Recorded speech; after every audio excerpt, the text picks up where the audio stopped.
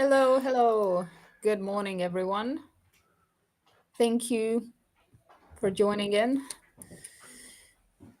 Today, we have with us a person who has collected many individuals into his network, and I'm sure most of you, if not all of you, know him. Leo, could you tell us a bit about yourself? Good morning and hi from Eastern Croatia. I'm a by trade I'm a sworn translator, but I worked like 15 years in a construction company and then I shifted into the software industry. And I'm from Argentina and I lived in Croatia. And and that's probably 99% of the conversation starters that I have. How come you live in Croatia?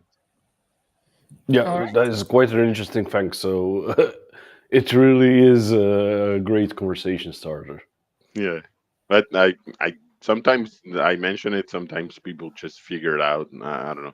In Croatia, for instance, I have an accent in Croatian language, and people sometimes ask me, uh, mm, I got asked, "Are you from one of the Croatian islands?" And I said, No, a bit further." Just a tiny bit. Yeah, yeah, just about 12,000 We kilometers can away. also call South America one of the Croatian southern islands. Why not?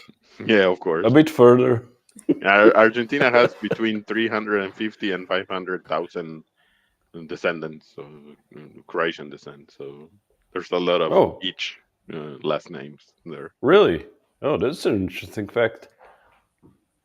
Yes, and a lot of them remembered they are Croatian now that Croatia and like 10 years ago when Croatia entered the European Union. Now everybody is like the biggest Croatian ever, and It's useful So now, it's something to finally. be right, yeah, yeah, proud. yeah. They don't speak Croatian or anything, but the passport is good, Yeah, EU passport of does course. connect borders and everything. Yes, absolutely. So, for those in the audience who don't know what brought you here, we can start with that as well. Meet Leo's contacts What brought you or to what? Croatia? What brought me to Croatia? My wife is Croatian. We met online about 15, 16 years ago, and then we got married. I usually describe it, if you've seen the movie My Big Fat Greek Wedding, it's the same but changed in Greek from to Croatian. So I had a traditional Slavonian wedding with the 600 people and whom I met. Uh, I met. Traditional 600. Yes, yes. I was like a medium sized, not so big. Yeah, yeah. Yeah, yeah, Not too big. No, yeah. no. Just enough. And at the wedding, I met about 99% of the people. So it happens to me. Uh, Sometimes I go to somebody's house and I say, "Hi, I'm Leo," and they say, "Yeah, I've been to your wedding." I said, "Sorry, I met you and 599 other people at that time, so don't get mad." Um, so we got married here in Croatia, and we lived in Argentina for 10 or something years because I Hmm. have a daughter from the first marriage, and the decision was to stay close to her, at least until she grew up. Now she grew up, she's in university, so she's living in Argentina, and we moved to Okay, Croatia. okay. This is a And a love story. when they asked me why do I live here, I said, "Well, you come from Argentina. Argentina is not better than Croatia." And I say, "Well, it depends what you look at. Hmm. It's larger, and then there's a lot of nice places, but you have those here too. But Argentina is it's worse in some other aspects. For instance, security, the economy. We had like one of the largest inflations the last 10 years. We've been having like 200, 300% year inflation. Uh, but Oh, it was like a combination of things. We have a son, Ivan. He's 8, and part of the decision was that he grows up in a safe place. He can go to school alone. In Argentina, that's something you cannot even go to the park alone or anything because, I mean, Oh, maybe really? nothing happens, but it could happen. So yeah, and would you live Okay. in a different kind of mindset. You're always, watching over your shoulder. It's a big city, and there's Argentina has like 30 something percent or 40% people living below poverty line. Uh, so it's kind of tough. And here it's different. It's more relaxed. We live in Osijek, which is in the eastern part of Croatia, and it's the largest city here, but Mm-hmm. it's the same size of the neighborhood in Buenos Aires where we were living. So the same amount of people live in the whole city than in our previous neighborhood. So we Oh, moved just in from, your neighborhood. Oh, yeah, the Buenos Aires has quite the about difference. 14, 13 and a half, 14 million people, and Osijek has 90 something thousand. So it's a more relaxed way of life, and all of my wife's family is nearby. They live in Sirmia, which is the southern part of Slavonia, and it's about an hour from here. So now my son has the opportunity to mm, share some time with great grandma, great grandpa, and grandma, grandpa, and so on, and the uncle, and so it's I think it's something that will enrich in his future self. Mm-hmm. Yeah. So, sorry. That is really interesting. We just wanted to say hello to our. Where did I put it? To our viewers. Good morning. Morning, Samuel, and Good morning. morning, Vishya. Good Nice to see morning. you guys. It is quite a difference between Croatia, at least Yeah, Europe, let's say it this way, yeah. and Argentina in regards to the population wise and also security. Uh, And then there's uh, this thing about size. okay. Like I said, in Argentina, you have a lot of nice places, like natural, nice, really nice places. But if you live in Buenos Aires, everything is like 1,000 kilometers away. I don't know. You have Patagonia, which is nice. It's like 1,500 kilometers, and everything is like that. No. And here in Europe, I don't know. For the weekend, we say, "Hey, let's go to Budapest," and it's like 2 hour drives. So it's like, yeah, Yeah, you can cross borders of like 3 or 4 countries in like maybe an hour or two. So, yeah. And in so Argentina, you have like from top to bottom. I think it's something like 4,000 kilometers, something like that. Yeah, it's a lot. So yeah, quite a big country. Let's start with what we came here for.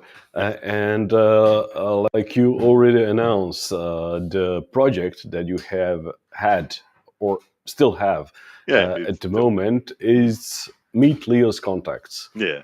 And it connects people from all around the world with one language, is it? Or do you accept No, it different doesn't have a languages? restriction in language. Ah, it If doesn't. you speak something that I understand, then we'll put the subtitles and say English or something. But yeah, so when I started using LinkedIn more,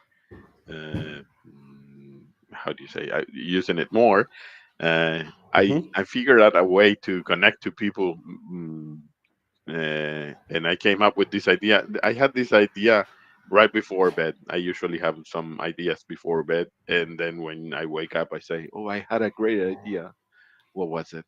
But this one I wrote down, so it Ah, was good. Yeah, great. I said, "Okay, I think this. I need to get up and go write it down." And it was propose a space for people to introduce themselves via video by telling the rest of the people in my network what do they do or how they help others or whatever they want to say. and it's been fun because there are a lot of different examples of. And I think that's something that helps out when you meet someone and you ask them about them. They're willing to talk about themselves and what they do mostly, and that way you learn about them, and it helped people connect with each other because I don't know. Somebody saw Darko's video and he says what he does, and then say, "Oh, look, it looks interesting. Let's connect with Darko," and so on. So yeah, it's been there for a while. In the past year, I haven't been that much active. I was looking for a job for about 7 months, so that was quite a long time, and I was mostly focused on something else, but it's still there. Yeah, and like I said, people can. I think there are some videos in Spanish, Croatian, Serbian, which is really close to Croatian, so everybody understands, Yes. and English. Yeah, No, it is multilingual anyway. that Okay, is. I Yeah, didn't notice it actually.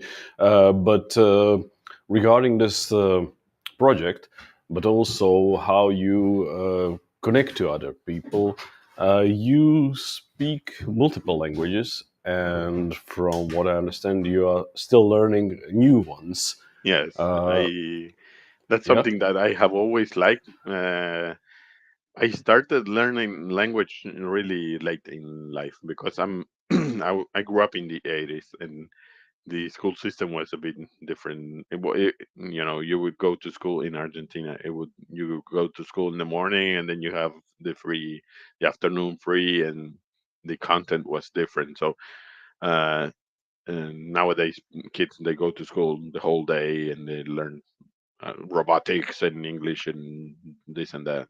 It wasn't like that for me. So I started learning English when I was about 15 or something, and I realized I really like languages. And then I realized why. I moved a lot when I was a kid, and I think this home in Croatia is like 26, 27 in my life. So I moved a lot. And learning a new language, not only is going to keep me away from Alzheimer because they say that helps, but also it opens a lot of doors. If you're talking to someone in their language, you connect in a different way. It doesn't matter how fluent you are. Let's say you and I are now speaking in English, and we're both fluent, but it's not your language or my language. So it connects us in a way, but you still have this, and it depends also if your English is intermediate, and you're looking for words, and it makes it difficult. If you're fluent in another language, for instance, when you speak when we speak in Croatian, I when I learn a language, I try to live the language. I don't know how to put it. So when I was thinking is the language as well. right, yeah, when I was Yeah. starting, I started learning Croatian about 20 years ago, and the internet was not what it is now. So I couldn't listen to the radio and stuff like that. So, oh, you have a CD of whatever. Is that Croatian? Maybe it's from Yugoslavia. Okay, it's close enough. So I listen to the music and and read when you can and stuff like that, and watch a movie, and you start picking up these little cultural things, which they are part of the togetherness that make that language. And once you start learning all of those things apart from the linguistics, then you're able to communicate differently because maybe you made a reference to something I didn't watch, because I didn't live here, I didn't grow up here, and you're kind of left out of the conversation. So it takes time and it takes a lot of effort, but I think it's worth it because it opens many doors and Mhm. in many senses. So Yes, exactly. How do you see that difference that it opens doors Is it enough to speak in one international language, which is English, or is it even better to speak in someone's native language, at least a few words to get better with them? Yeah, I have worked for the past 8 years. I have worked in most of the I worked in the software industry, and most of the projects where I've been involved, there's been several nationalities, and I always try to learn like hello, thank you, and stuff like that in their language, and I see this warm smile like, oh, he said hi in my language, and I think that it helps break the ice. Yeah, I my cousin, she's from Argentina and she's married to her husband is from India, and he speaks Telugu, which is a language that 70 million people speak, but in that province in India, or people who live abroad, but from India.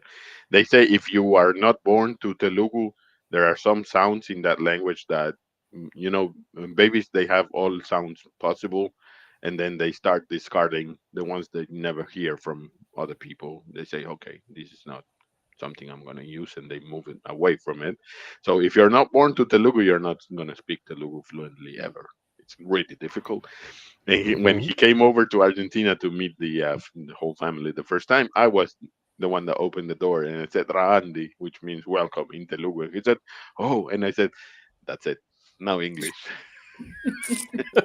That is all I know. Right? Yeah. Yeah. But that is an interesting thing that you really need to, from birth, start to Mhm. learn that language to actually adjust your muscles to be able to pronounce some, maybe not word, but sounds Yeah. that The other sounds. people cannot actually produce at all. Yeah, those phonemes, you do away with them, and some languages like Hungarian. They say if you don't learn it the way that children learn it, then you're bound to make mistakes. It's really complex, and it has some sounds also as well, like intervowels. So, and some languages like English are quite easy. I mean, you have a lot of nuances in English, and it takes a while. But once conjugation of verbs, for instance, I am, well, to be is not the best case, but I leave, you leave, he leaves, and that's about it. In Croatian, for instance, you have two two verbs for every possible action, because you have completed and uncompleted action. So it's not the same kupiti and kupovati. One is I'm buying, and the other one is I buy. And so Croatian has also a lot of difficult things. It sounds complicated now, and I see Edita has been left speechless until now. I don't know if you can hear me. Well, is my Yes. Yes, we can microphone hear you. working now? And we Okay, can see you. Yes. excellent. I'm traveling at the moment, so I'm experiencing some technical issues. I was wondering if you had any issues with R phonemes, with ch, ch, sh, Yeah, at the beginning, everything sounded the same. I started learning Slovenian first, not Croatian, and I It's went to simpler, the not so many funny. yeah, and I went to the first class, and the teacher says, "Okay, so in Slovenian we have ch, ch, and ch." And I said, "Wait, what? You said three times the same thing?" And she said, "No." Okay, so What yeah, helped you most distinguish them? Was it the music or watching movies or talking to people?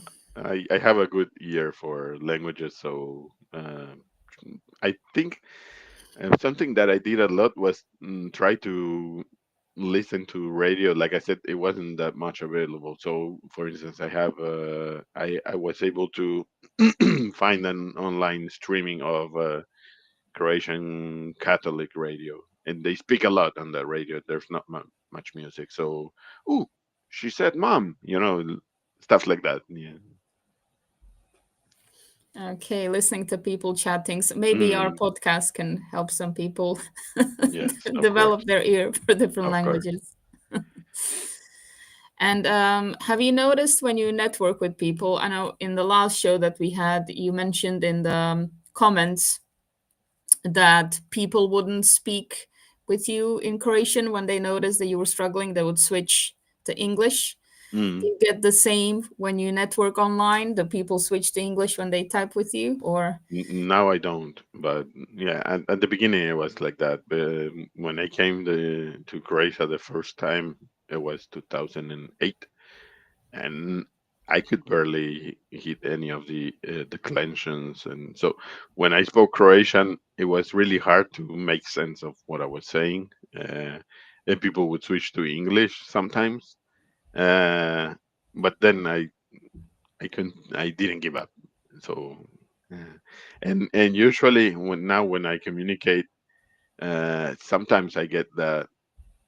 If I have a new connection from Croatia, I would say, "Hey, thanks for connecting or accepting me," stuff like that in Croatian. And sometimes I get these like, "Mm," you know, they can't match. He speaks Croatian and the name is Leo Prada. What is this? Uh, but usually it's a good response, yeah. And they don't switch to English, yeah. They continue in Croatian. So you had to insist for a while to be included in a way. Yeah, It's actually a really good tip, I think, for language learners. There's often that space where you're not there yet, so it's very easy to just give up and say, okay, whatever, I'll do right. what's easier. So Yeah, it's something to push through. especially if you know English and you're learning something else. Any of the European countries, most of the people speak English or understand English, so y- you'll get by if you speak English. I have a friend. He's American. We met in Argentina. He lived there like for 15 years, and now he's living here in Rijeka, on the Croatian coast, and he's learning Croatian. And he's American, so if they switch to English, immediately he can go to English, but he makes the effort to speak broken Croatian, however, but don't give up. So Okay, so another story that's going to end in success. I was expecting at the beginning that he doesn't speak a word because everyone speaks English. now he's like, yeah. Is networking different in English and Spanish and Croatian, for instance? I think there are cultural nuances rather than language, and I worked in a team where part of the developers were in South America, and the other part of the team was in Belarus and Ukraine. And I think you have to adapt the way you talk to people, and it doesn't have to do with the culture because that particular person may communicate in that way. So I would talk to my colleague from Belarus, and I would say, "Hey, how was the weekend?" And she would say, "Weekend, okay. Now we talk about work." And if I would do the opposite, when I would talk to my colleague from Argentina, I would say, "Hey, how's the dog? I know you took the dog to the vet because it had parasites or something." And then the first 2, 3, 5 minutes we speak about something else. What did you have for lunch or whatever, and then we move to work. So I think it's a good trait, understanding the way people like to communicate. Sometimes they don't want to talk; they like to write. Okay, so you write to them in Slack or whatever messaging you have. Some people don't like to write, so okay, let's get on a call and talk about it 3 minutes and get it done with. So it's I think it's more of understanding the other person, regardless of what language they speak. So yeah, but in general terms, uh, you know, we Darko and I had conversation about this. The way that you approach people when you meet them. You know, in Argentina, you give You one kiss. mean that in physical life? Right. In real Yeah. life, like in Argentina, when you meet someone, you give one kiss. Maybe even if it's unknown, even if it's two men. You know. And the first time I went to United States to visit some friends, I went like this, and they went like, put the hand like this, like here. That's the distance. You know. So you have to understand those cultural things. Mm, if you You're go to quite flexible. Scandinavia, the personal bubble is like 5 meters, which I think it's great. I love Scandinavian personal bubble. In Latin America and in the Balkans, the personal You don't bubble like is the like Argentinian one? no, I don't. No. Just a fun fact. You didn't mention it, but Argentinian people have the smallest distance in the world regarding the social bubble. Uh-huh. So you really like to be near each other when you talk, even if you Right. do not know I each other. don't. So you like the Scandinavian Yes, more, yes. 5 meters, and You don't see I'm Scandinavian. I'm blonde and tall, and my last name is Pradensen, but I made it Latino so it looks cooler. It's better when in COVID times, definitely. Right. Yeah. My when COVID hit, my wife and son were in Croatia at the time, and my daughter and myself were in Argentina. And they were talking on the news like, we're gonna have the lockdown. And I asked my daughter, "You wanna stay with me or go to your mom's because it's not gonna be 2 weeks like they said." She said, "Stay with you." And we had the lockdown was like 7 months, something like that. The first 2 3 months we couldn't go anywhere, and I said, "Yeah, I don't have to greet anybody in person like this." And my daughter said, "Oh no, I don't see anybody." So my daughter is she has that real Argentinian bubble, and I have something else. Uh, I'm a, did the COVID change something in the way people greet in Argentina, or no, it's still kiss no. on the cheek? Yeah. Oh, Yeah, yeah, yeah. okay.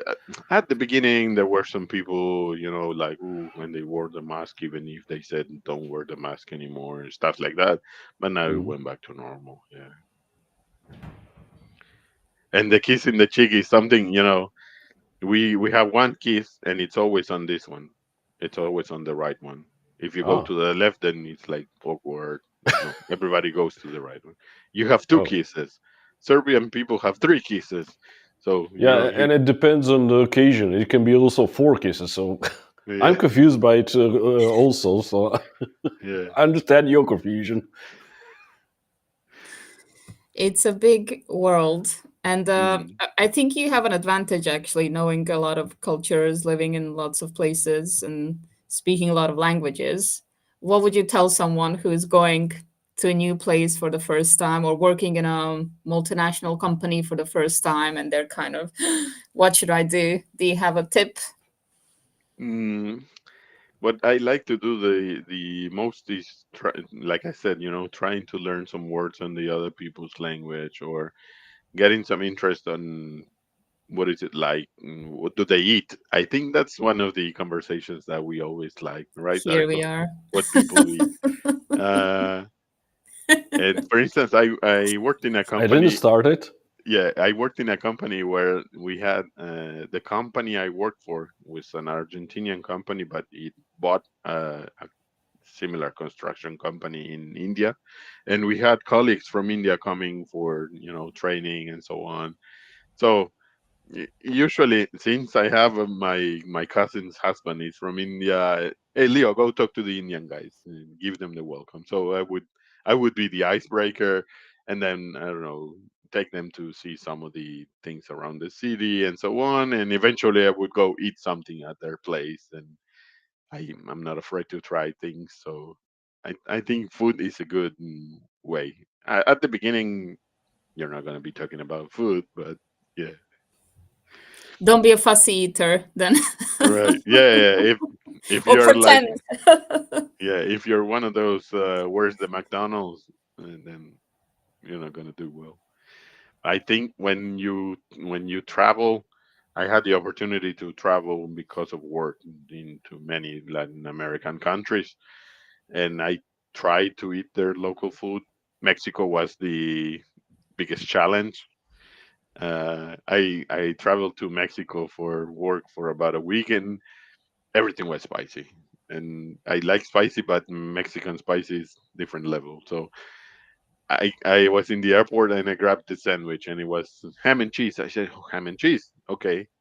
And then I bite and it has a chili. They don't mention the chili because it's like salt. You know, you don't mention it. It's there. It's supposed to be there. But that's a great conversation starter as well because they're proud of the potency of the Right? food. Yes, yes. There are other conversation starters which you don't have to go to, like in the Balkans. If you say burek with cheese, and that's going to start maybe a fight. It depends where the person is from.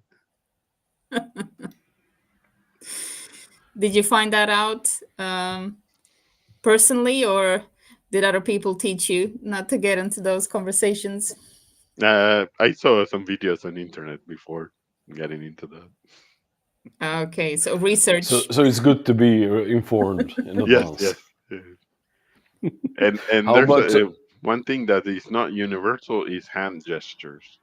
So that's something that you have to learn because, for instance, we lived in Ecuador, which is they speak Spanish just like us. And I don't know, my father would be at the construction site. He worked in a construction company as well, and he would tell to the people this, which for us is like we're done for the day. Let's go home. And I don't know, the guy there up there in the mountain in the machine, he would say like hi, you know, the hand gestures are not the same. So, and we come from Italian descent, so we have this, you know, It's universally acknowledged. that one we all know. Yes, a lot of Italian characters in American series. So They've successfully interesting exported thing? it. yes.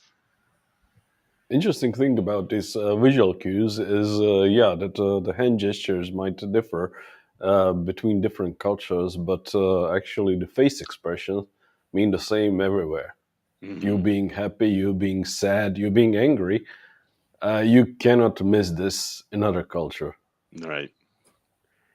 But with the head, you have some things like Bulgarian yes and no. That can be confusing. You know, this is no, this is yes.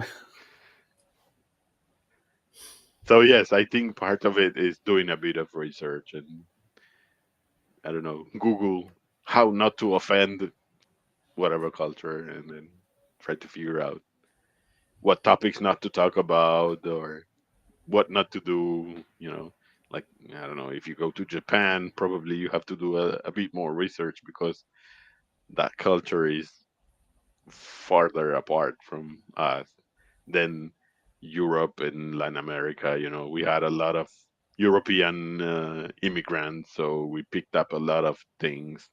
If I go to Italy, I remember the first time I first, oh, I'm back to Argentina. Here in Croatia was when I drove to Istria, and they have a lot of Italian blood in Istria.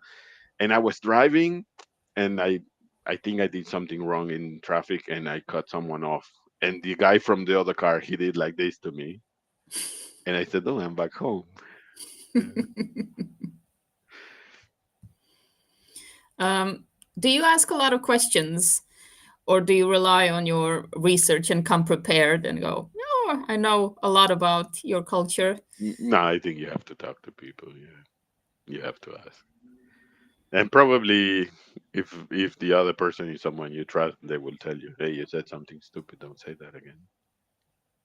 Right. And they will appreciate the curiosity. Yes, absolutely. Is there something you've noticed that's a big no-no everywhere? I don't think there's something universal. Yeah, things vary so much. So, Nothing but we can cross out. Yeah, Would but you I agree? think there's something that transpires all cultures. When you're in a gathering, don't talk about politics, don't talk about religion, don't talk about football.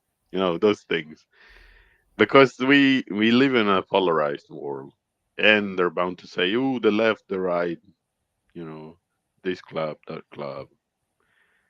So yeah, stay away from those topics. I've seen that that's what sparks the most queries in all languages.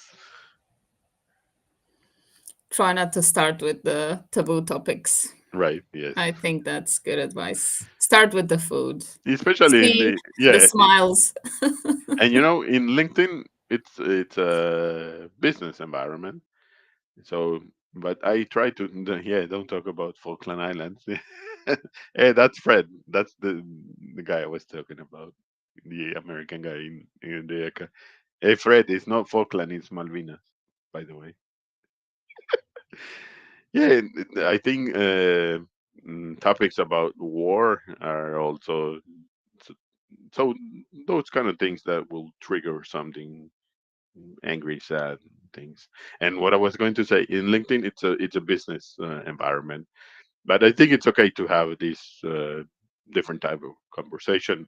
For me, it has worked for the better. Talking to people like they are people. So if I talk to you, I don't talk to you as a specialist in whatever. I talk to you as a person. And I think people appreciate that. What does that mean in practice? I think we've all had a lot of intros on LinkedIn, and sometimes they can be quite awkward. What does it mean to you to speak to someone as a person? I have a lot of awkward introductions as well. So it depends on how the what is the purpose of me connecting to you. I think that so I usually thank people for connecting, and then I don't know. I saw that you're doing this and that, or how interested in this and that. Try to do some research. And if you connect for the mere purpose of having connections, you get to 30,000 connections, which in LinkedIn is the maximum, and probably none of them have any real connection to you. I had different phases in LinkedIn. At the beginning, I started connecting to anybody, click, click, click, like 50 per week. I don't know. There's a limit which they don't tell you, but it's around there somewhere. And then I saw no purpose in that, and then I started adding people. At the beginning, I was looking for a job, so I started adding people who had the job I would like, or people from human resources, stuff like that. And then I started working in a company which was in a very specific niche on the software industry. So I started adding people from that niche so we can share ideas and see if we can collaborate and learn, see if I can learn something from somebody else in that niche, and that proved more fruitful. Uh, so it varies. I think people evolve, uh, and your purpose of connection also may switch the meaning, but yeah, you have to adapt. And there is no point anyway in having 30,000 Unknown, connections that right? you they're unknown. There is this theory of uh, I think it's called Dumber number, that around 150 people is what you can process as really close connections at a time that you can communicate with and have some real connection with them. Right. So not even near 30,000, not even Yes. near Yeah. 1,000. Yeah. Um, if you have too many, then it kind of defeats the purpose. To me, it happened once. I was in the shopping mall, and with my kid, we were looking for toys, and this guy approached me and he said, "You Leo?" I said, "Yeah." He said, "Oh, we kind of tried to get together for a coffee," and I felt really bad because I couldn't. We met only in LinkedIn, I maybe the real face did not match the LinkedIn face, and then I started thinking. I said, "Oh, I think he's Davor." He said Davor. Okay, let's go look him up. And then we I made the connection, and I knew who that was. And so uh, probably that was not the the very best of me, and it doesn't happen a lot. So I try to meet with people. And now that I moved to Croatia, I've been here for about year and a half. I switched Meet Leo's contacts to Leo Meets contacts. So whoever I met online and I have nearby, I will go for a coffee if you want. So I did a couple of those. It happened to me in Argentina first.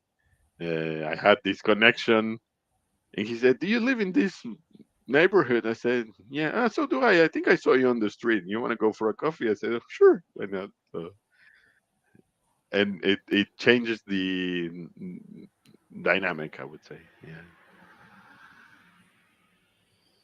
And Fred said quality over quantity. I Yes, think that absolutely. summarizes Yeah, yeah, yeah. what you've been talking about. you have shown us the link there that can be scanned for That someone is. who wants to see this and meet you. Yes, yes, yes. Yeah, could you just Yeah, move it it a says. bit, Yeah, it says. What if I dare? right? And then hang on. E- Uh, yeah. Okay. Yeah. So anybody who wants, just scan it and meet Leo and go for a coffee. There you go. You've had a coffee with Leo Darko in person, right? Yes, Yes. couple coffees. Did we have a Yeah, coffee? I think we had Probably some beer. other drink, but Fair enough. Coffee Yeah, represents but any that's that's kind of it. because I went Coffee. to socializing. Coffee. Medjugorje. Yeah, right. Now it was that time of the day. It was summer. It was not a good Yeah. setting for coffee. So yeah, had to have a cold Some times of a drink. day are not good for coffee, so Right. it's some other beverage. It's also something to research carefully. But looking Of course. around, Yeah. What are people having? I'll have those. Okay. Yeah. Anyway, it was a really great experience to meet Yeah, I Leo in liked it person, too as well. and yeah, And then I we can met only again also recommend it to in others. Slavonia when Darko came over. So yeah. Yeah, and we can switch between coffee and perhaps some kulen or fish or something like that. Yes, of course. Yes, yes. You know, Fred, who lived in Rijeka, he came over to Slavonia a couple of times. And then there's this dish in which is a like a traditional dish here called fish paprikash, which is like a fish stew. I would describe it soup, and we had the real thing here. So I think that that's something you have to do. Like I said, don't look for the McDonald's. So have the local food. Yeah. Exactly. So if you're coming to Croatia and you're coming to Eastern Croatia, maybe you can try. We make our own cold cuts.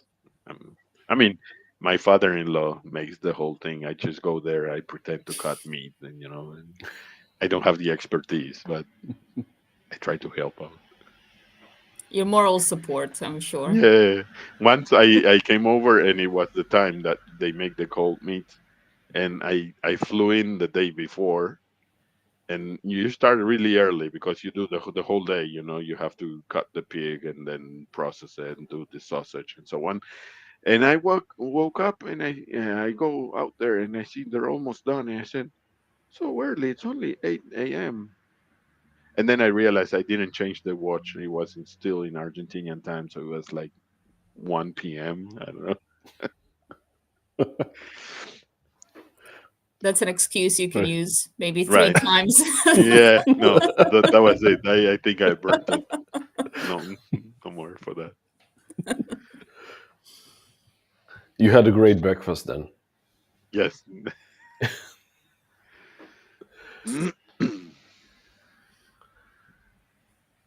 Oh yeah. Fred says next time full spicy fish paprika. So yeah, we have some spicy food here in Croatia. Not perhaps not that spicy as in Mexico, but Yeah, but north of where I live, you have the region of Baranya, which is a shared region with Hungary. They also have Baranya there, and in this region, they have really spicy food. All of the Hungarian cuisine has this hot chili stews. So we went to have this fish paprikas, which is supposed to be spicy, and the guy at the restaurant said like local spicy, or I said no, give us the like foreigner spicy, and it was good, but you know it missed the kick. So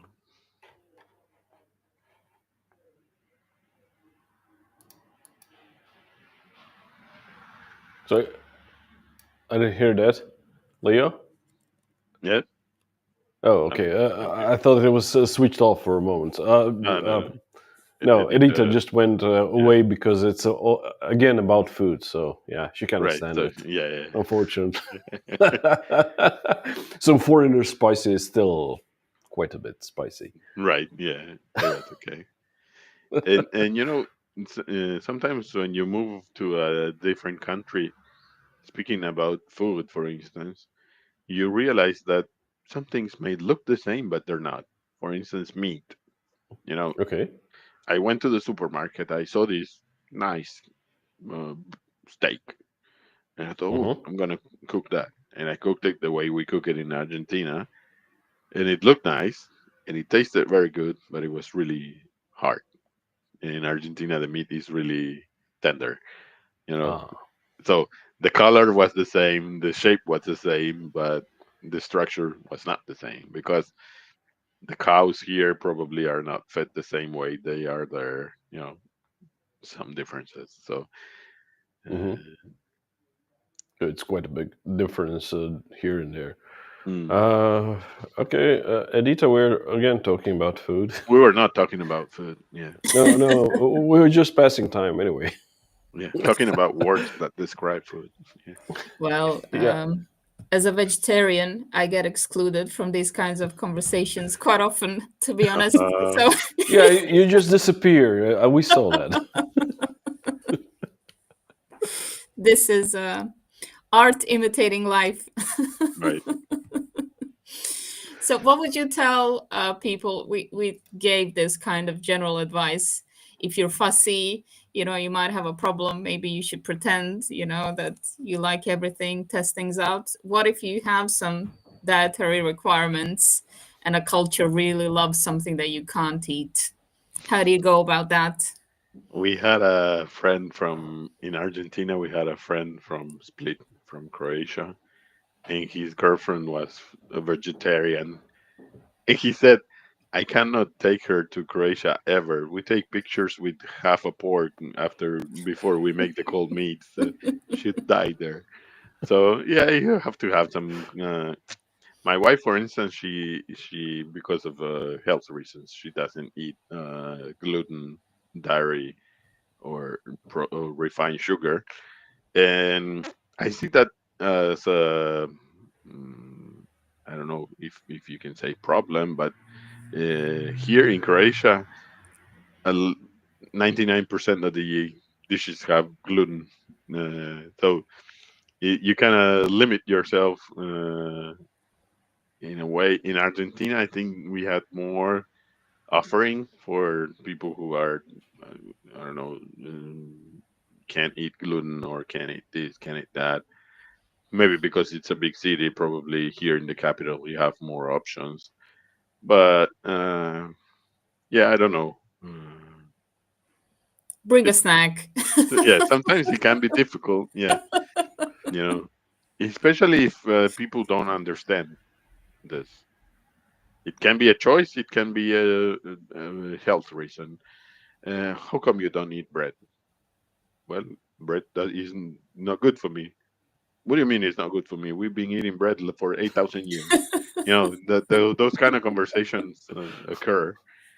And I don't know. We went to a restaurant, and the bartender, the waiter, was asking us what is gluten. So is potato gluten? No, no, potato doesn't have gluten. Ah, okay. Then you can have potatoes. But we put flour on it. Is that gluten? Oh, yes. Okay. Go ahead. Education is needed. Mm, So yes. yeah. Accepting diversity, I guess, also Mhm. accepting the other person. You talked a lot about adjusting yourself, but the other side should be flexible Yeah, yeah. as well, It goes both ways. Yeah. for sure. Meet somewhere in the middle. Especially if you are mm, talking, or you move to a different culture. I mean, you have to adapt. When we lived in Argentina, my wife adapted to many of our ways of eating. For instance, food is a good topic for this. Uh, she was Always a always good topic. mentioning, for her, food has to be something with a spoon. If you don't have something with a spoon, it's not like a whole meal. It can be soup, it can be stew. And for us, for me, my ideal meal is a steak and salad, or steak and potato. I don't know. I don't need soup or anything. So when we lived in Croatia, she adapted and she ate what we eat. Sometimes she would make soup because she wants to eat soup. But for me, it made no sense. I would say it had no. I couldn't understand. You have the summer. It's 40 degrees, and she's making soup. I said, mm. She said, but you drink mate, which is like a tea, and you drink it hot, and it's hot, so it's similar. No, not the same. So, and now when I moved here, now I adapted, so we have more spoon food. Yeah, So you have to. and Compromise. Of course. I'd say it's similar in professional relationships. Just to have Yes. some empathy for the other side, the person, and also compromise a bit more to have a really good long-term professional relationship. Right. I was talking Okay, to a it's colleague. probably not that much about food, but some Yeah, yeah, other it is. topics. Yeah, you have to adapt. And I was talking to a colleague, one of my Leo Meet contacts thing. But now we go regularly for coffee, and we talk about. He's also a project manager like me, and he was telling me you have to have, when you're doing a project, the mindset has to be the person that you're doing the project with, like the company that's providing services for you to complete that project, or the company that's getting the project from you. They're your partners. Even though you're selling to them, you want them to win. If you have this mindset of the company that hired you is the enemy, I have to draw every cent from them, then you're losing, and they're losing. So you have to have this mindset of, if I help them win, I will win again, because maybe you complete the project in time and within budget, but you had this mindset that the company is the enemy. Maybe they will not call you again next time. So yeah. Yeah, that is great advice. Thank you. And I'm sure you have much more Advice. advice in your book, which we didn't say nothing about yet, and it's connected to you, like I said, search quite a long search for the job. Yeah, so last year when I was looking for this job, it took me about 7 months, and I s- I tried this strategy. I tried the other one, and then go back to the first one and stuff like that. So I said, I think this would be helpful for other people who have been down this road and are finding the same walls, and So I wrote an ebook, which is called "Finding Work is a Lot of Work." uh, and you have to look at it like a full-time job. You get up in the morning, you have to have a schedule. Today I'm doing this strategy in LinkedIn, and and be consistent. So I wrote that ebook, and I published it on Amazon, so you can get it there. uh, I've seen. I think it depends on the industry, because it's not the same if you're looking for a job in carpentry or in advertisement. I don't know. The strategy has to be different, and also you have to understand the market that you're targeting. Because at the beginning, I was looking for a job in Croatian market, and the strategy was somewhat different. eh, than when I started looking for a job overseas and stuff like that. And you have to have take into account. I don't know. Are you going to be an employee? Are you going to be a service provider? You know, all of those things, and the industry that you're going to be working on, stuff like that. So yeah,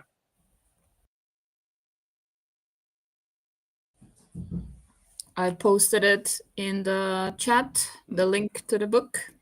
yeah.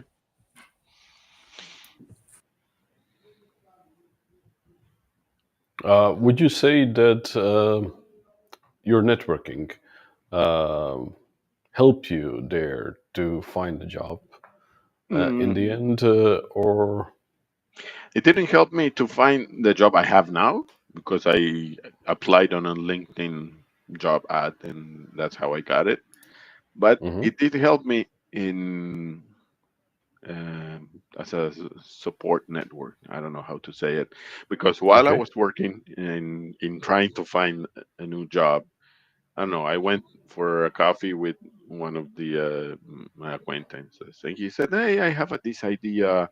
Maybe you can try this." And uh, that part was really important. The support, apart from the support from my family, which is the primary. Without that, it's really difficult. But Mhm. these things, uh, the guy I mentioned before, the project manager, he invited me to the project management conference. So I went there. I met other colleagues. I listened to something interesting, and it helps you when you are out of a job and looking for a job, especially for that long. Then you start thinking you're not worth it. All of those negative thoughts, and these how